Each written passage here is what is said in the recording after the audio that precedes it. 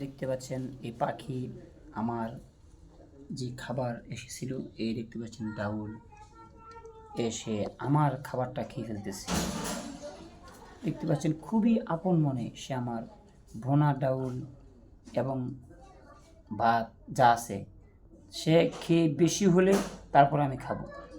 যদিও তাকে আমি এক্সট্রা ফিড, পোকামাকড়, অন্যান্য খাবার আমি এর জন্য সরবরাহ করি, তারপরেও সে আমার এই বাটি থেকে দেখতে পাচ্ছেন এই যে এখানে আছে কি ডাউল বোনা আছে, সে মন মতো খাচ্ছে।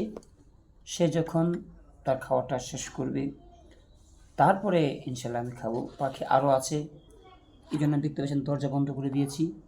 এরপরেও জানালা দিয়ে তারা কিছুক্ষণ পরে টের পেলে আসবে, যদি জানে যে আমি ঘরে আছি।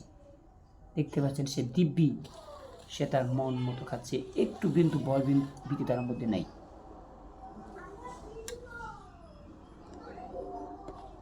খা খা খা। সে ক্যামেরা দিকে তাকাই গেছে যে এটা আবার কেমন, আমাকেও দেখা যায়।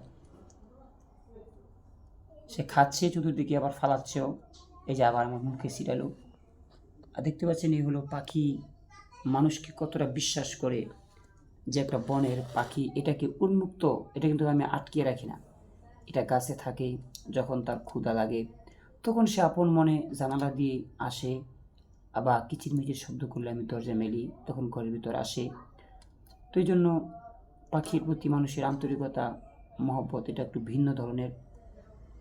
এটা এরকম অনেক পাখি, আমার 8টা মোট পাখি আছে।